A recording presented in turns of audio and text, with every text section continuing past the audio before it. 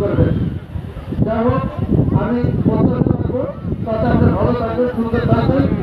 আমাদের এই বিজয়ের জন্য মানে গুরুত্ব সৃষ্টি না হয়।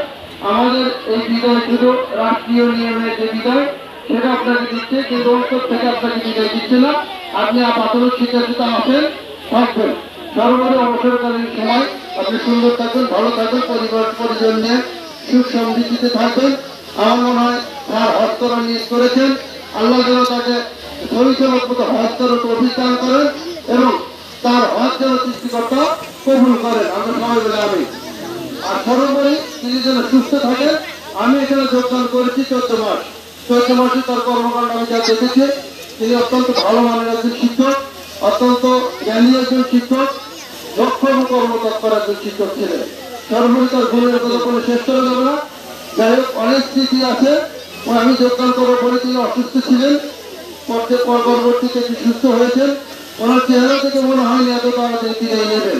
সেই 1993 সালে হাটিয়াটি পাপা করে এই প্রধান শিক্ষক পদে চাকরি শুরু করেছেন।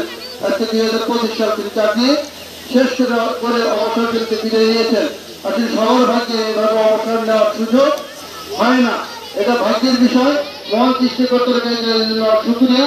আমরা যারা কর্মরত আছি, যারা প্রত্যেকের জীবনে এই দিনটি আসবে, আমরা যেন সুস্থভাবে সুন্দরভাবে প্রত্যেকই যেন এভাবে অবসর বিদায় নিতে পারি এই দোয়াতে। সর্বোপরি যারা এখানে উপস্থিত হয়েছেন, আজকের অনুষ্ঠানে সাফল্যমণ্ডিত করছেন, তাদের প্রতি কৃতজ্ঞতা এবং ধন্যবাদ জানিয়ে, আর একটি কথা আছে যে চলতে চলতে একটি শান্ত হলো, তাই না? আর সেখানেই তার কর্মজীবন সমাপ্তি হলো। আসলে বিষয়টি এরকম যে তিনি যে কর্মকাল রেখে গেলেন, আসলে তার কর্মটাই কিন্তু স্মৃতি হিসেবে থাকবে। আর এই জন্য বলেছেন যে জন্ম হোক যথাযথ কর্ম হোক ভালো। আসলে বলা হয়েছে যে জীবনটা এমনভাবে গঠন করো যেন সবাই তাকে অনুসরণ করে। হ্যাঁ, যেদিন তিনি এসেছিলেন ভাবে চেয়েছিল সব, তিনি একা এসেছিল সব, এমন জীবন তুমি করিবে গঠন এসে যাবে তুমি একা কাটিয়ে ভ্রমণ।